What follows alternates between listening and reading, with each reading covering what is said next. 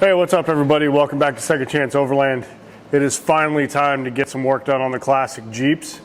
So today I'm getting started on the 1970 Jeepster Commando. And we're going to be doing a full brake rebuild on this. This is currently a drum setup all the way around. I've got all new drum components for the rear, wheel cylinders, drums, shoes, hardware, everything to redo the rear of the vehicle.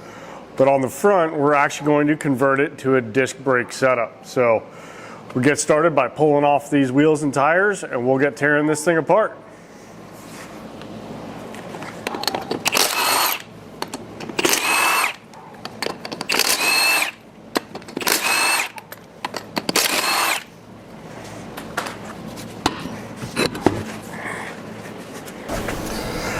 All right, so to do the disc brake conversion, the first thing we have to do is disassemble all the drum brake stuff. So we're going to start by removing the hub here.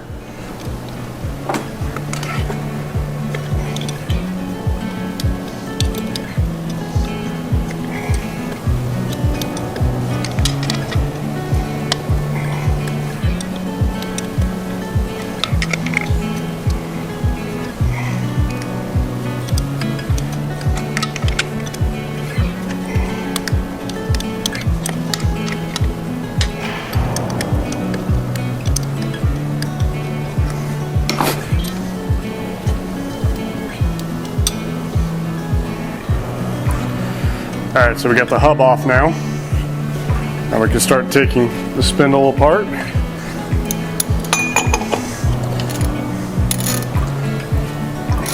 Special spindle nut tool.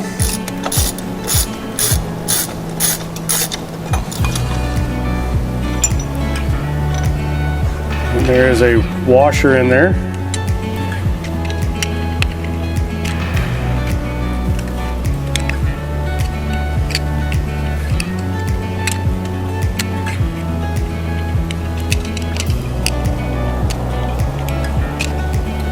Yeah, there's that washer.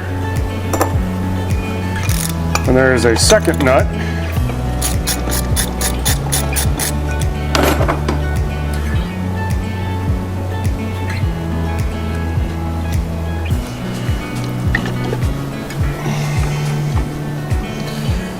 We got one more washer and a bearing. Pull all those out. The whole drum and hub will come away. Set that off to the side. We're gonna have to get the hub and the drum separated here, so we'll do that here in a minute. So now we need to disassemble the drum brakes here.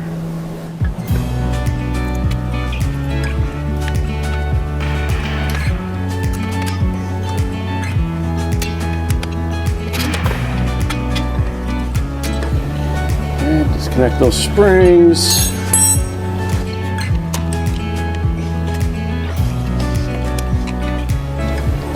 Hold down, and there we go. All right, so now the shoes are out of the way. We're gonna start disconnecting the brake lines. Now I did already suck the brake fluid out of the system. There will be still some in the lines and in the wheel cylinder, but we've got to remove all of that to get this knocked out.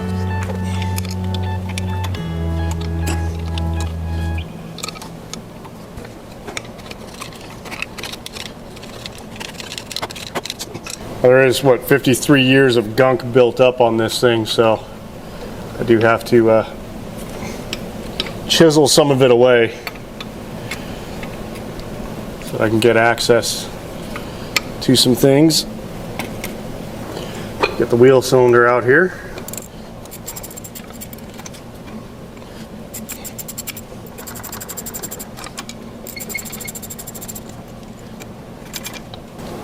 Start bolting the bolts for the backing plate.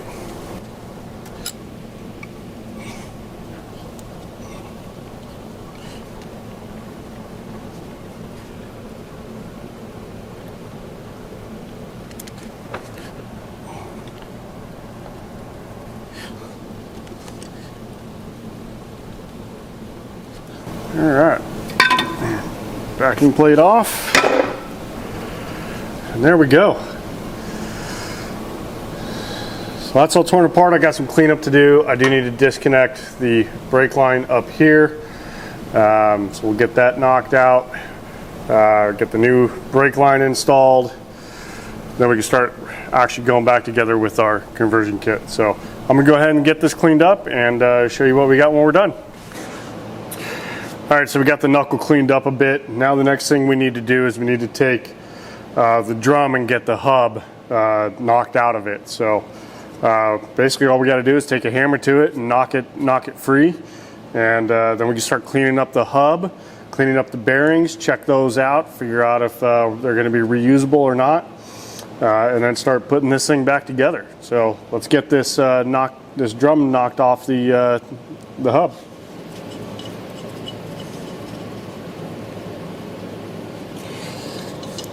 I'm putting some of the lug nuts back on just to try to keep from mushrooming the head of it and damaging the threads, so that hopefully we can get it out clean and we don't have to replace studs.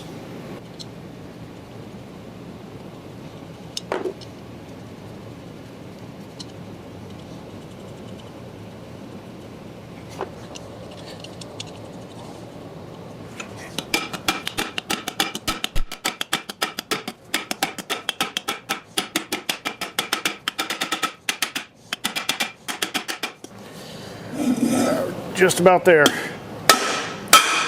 There it is.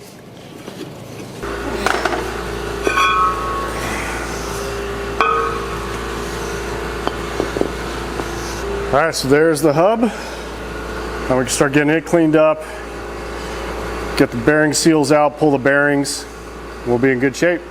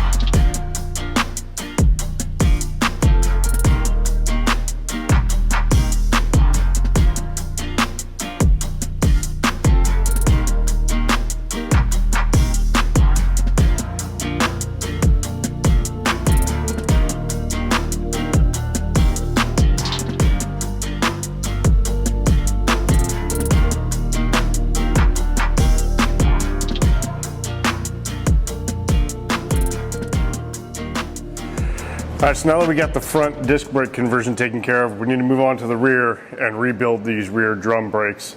I haven't pulled these off. These are actually kind of difficult to pull off, so I have no idea the condition of the pads or the wheel cylinders or anything on the inside. So after doing a bunch of looking around online, there's all kinds of different things that people say about how to remove the rear drums. Some actually say you pull the large axle nut and then use a puller to pull the entire hub off.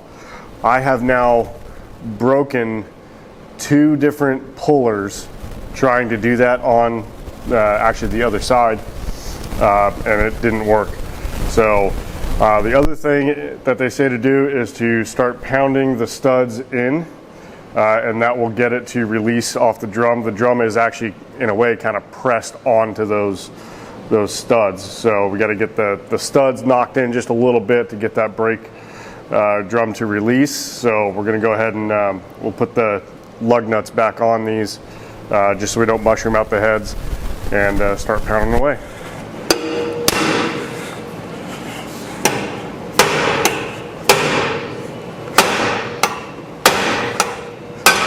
There it is. So now we can start disassembling. There's a number of springs that hold everything together. There's some spreader bars, your adjuster screw, and then a couple of hold down pins. Those are probably the hardest part of the entire job, are those hold down pins. So, and then of course we've got a connection for the parking brake as well. So we'll start taking all these springs off.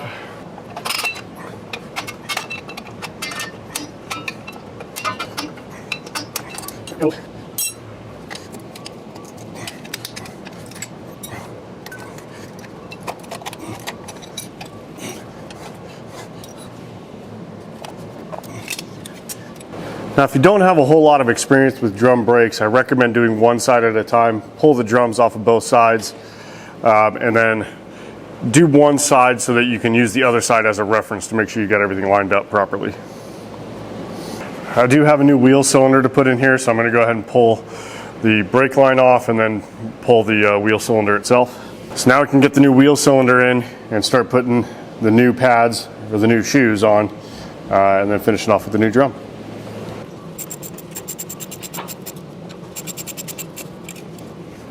So there's a clip that holds this bracket onto the brake shoe itself. So I'm just removing that.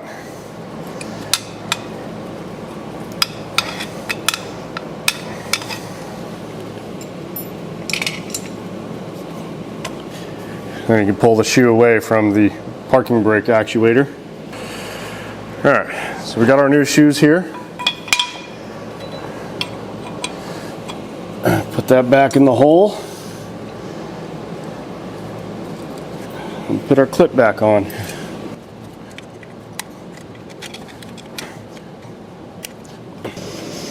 Now on the opposite side, there's a little bracket here that we need to remove that bolt and put it on, and then also this piece right here. So this will go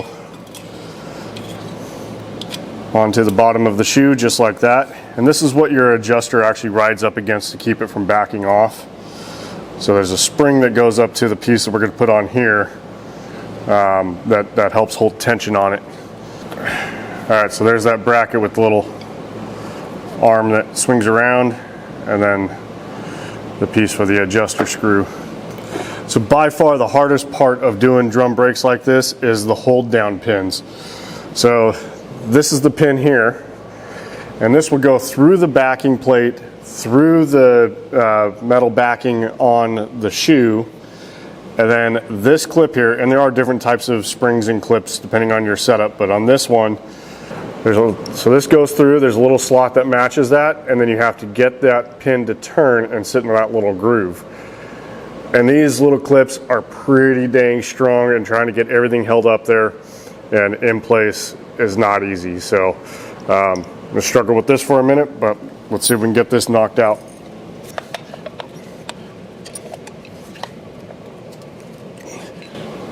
One actually went pretty well. So you got a spreader bar that goes in here.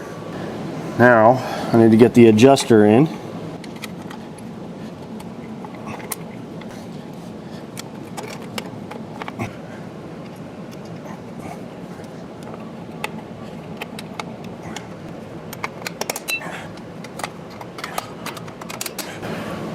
All right, here we go.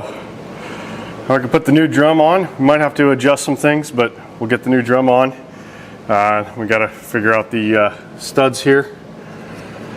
Getting those pulled back in. Last thing to do on the rear is to actually, there is a soft rubber line going from the axle up to the frame here. I do have a replacement for that, so we'll get that sorted out as well. One of the reasons that I'm doing all the brakes on this is that the pedal goes soft. So you pull up to a stoplight, and with your foot on the brake, it just slowly goes down, and will start rolling again if you're on any kind of a hill and you got to pump it back up. So I haven't been able to find anything significant as to why it was doing that. So we just went ahead and replaced everything. So we replaced the wheel cylinders, all the rear brakes. We're going to replace all the brake lines, upgrade the discs in the front. then I also have a new master cylinder to put on this. So we'll get the drums buttoned back up and we'll get this part finished up, move on to the brake lines and then the master cylinder. All right, so we are in the home stretch of the brake upgrade on the Jeepster. I've got everything back together, the lines replaced, everything is in place. The next thing we need to do is actually bleed fluid through the entire system. The entire thing has been opened up and a lot of things replaced, so the system is essentially completely dry. I've already refilled the master cylinder and we're going to use this vacuum brake bleeder to suck the fluid all the way through the system. And you always want to start at the furthest away from the master cylinder. So the master cylinder is on the firewall on the driver's side. So we're going to start at the passenger rear, then we'll move over to the driver's rear, passenger front, and then finally the driver's front. And we're going to make sure we suck a lot of fluid through this system. So let's get this thing bled out.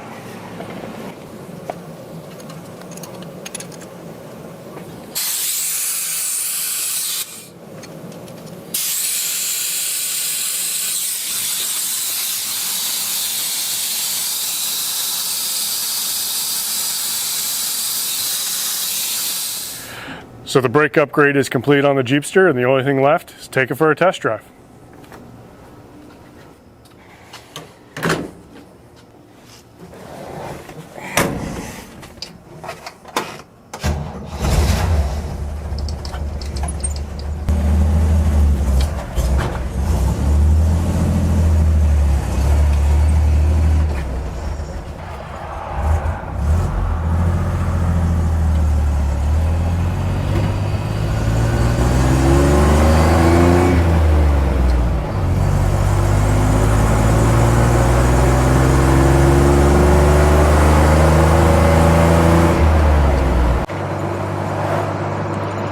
With the new brakes and the new suspension, this thing is riding so much better, much more confident in being able to actually take it out on the road now.